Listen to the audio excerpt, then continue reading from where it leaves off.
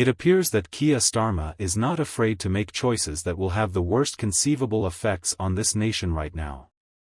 Starmer is headed for disaster because he is taking a disastrous step regarding illegal immigration.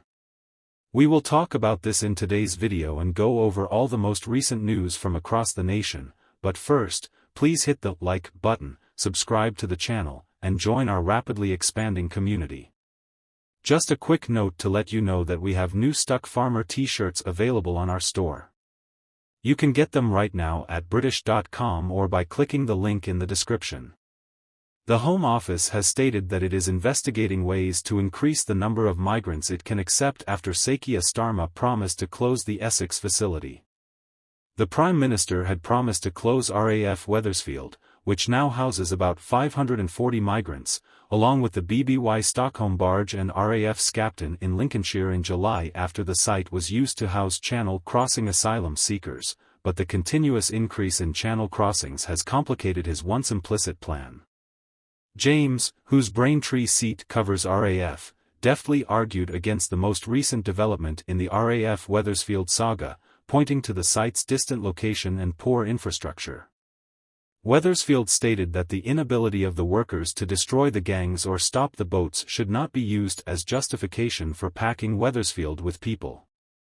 The Home Office defended its actions by claiming that it is necessary to address an asylum system under unprecedented strain and save taxpayer money. However, Tory veteran Priti Patel, who represents the neighbouring constituency with them, also voiced her objections, accusing Starmer and his Home Secretary Iet Cooper of U-turning on the use of sites like Wethersfield and working behind the scenes to expand them while growing the use of hotels. By the end of last month, there were over 30,000 migrants who had made the dangerous 21-meter trek in 2024, a 12% rise from the previous year, with more crossing in the first 10 months of 2024 than in all of 2023. Wethersfield was originally planned to house 1,700 migrants, but after criticism over costs and practicality, the Home Office suggested capping the number at 800 with a 1,245 surge capacity.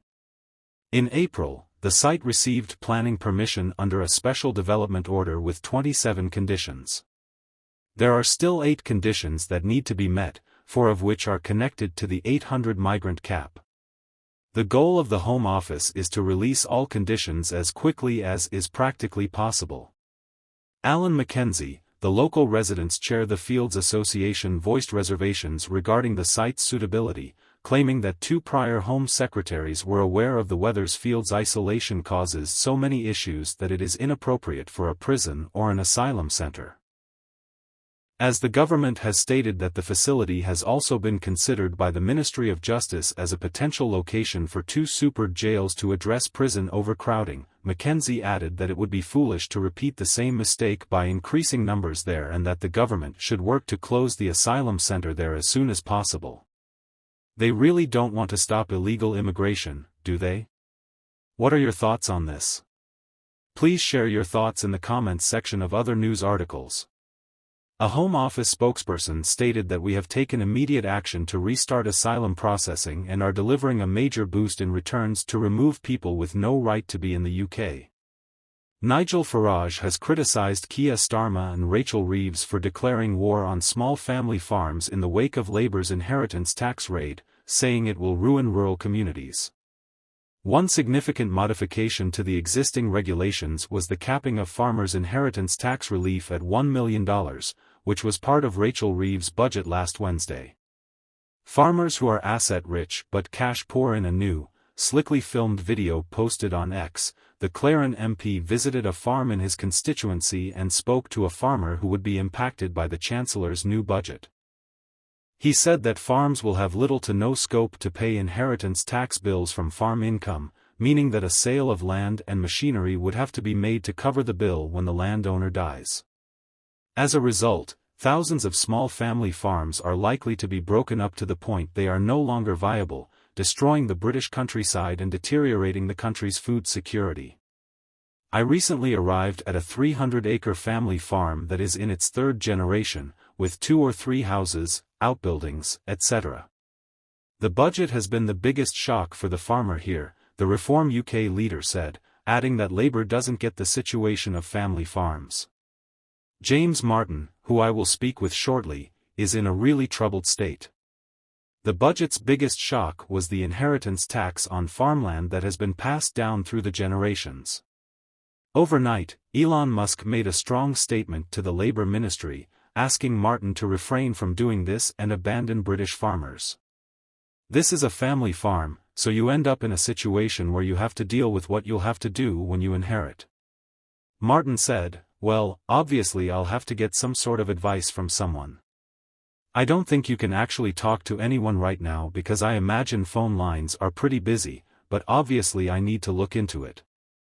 I've done a rough estimate for myself, and I probably just have to stop, to be honest, just so I can keep a roof over the heads and stuff."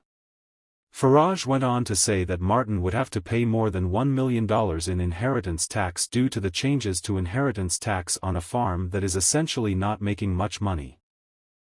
Martin continued, "No, well, we're 300 acres, basically a third of it's miscanthus, which we use a bit for the bedding, the rest goes into a power station for homes, obviously the other third is cereals, food for the British public, which because we're such a small farm we don't really have the equipment to do." Martin explained his roots as a third-generation farmer, telling how his grandfather would still work the fields well into his 90s. Martin said died when he was 92. "My dad's 76. Unfortunately he has had some bad news, cancer, so he's stuck at home, so he doesn't come over a great deal, but 300 acres, 3 properties on the farm, obviously all got a ties on. I haven't worked out exactly, but probably looking at $500,000 for each house. We used to be livestock farmers, so yeah, we've got a lot of sheds, so we're not quite big landowners, we are really relatively small farm when you compare yourselves to everyone around here, so yeah, the value obviously of the sheds and stuff, because we used to be cattle farmers, which we unfortunately had to stop. We used to have a herd of 600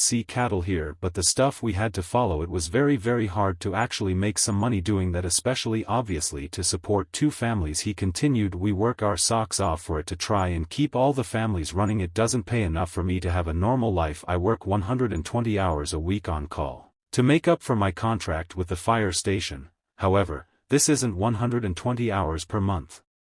Rather, it's 120 hours every single week. I serve the community by being on call, but I could definitely do without it because I clearly have enough on my plate already." Farage went on to say, "This is the irony, isn't it, that Labour policy makers believe these people are extremely rich while they have assets? They're more than just assets, it's almost a way of life, and if you were to face an inheritance tax bill of £1 million in a year or two, it would just be impossible, would it not?"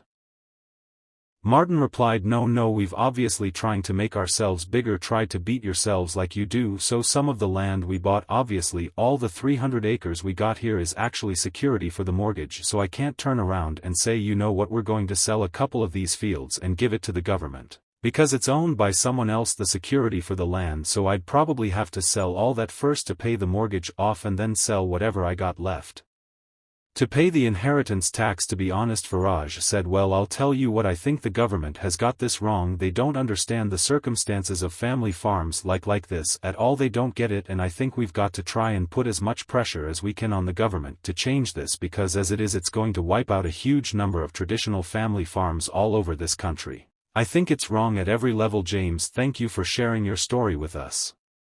Yeah, thank you. What are your thoughts on what we discussed in today's video? Let me know down in the comments section below. If you've not yet already, make sure you do drop a like on this video and subscribe to the channel for more British content. Thank you, take care, goodbye.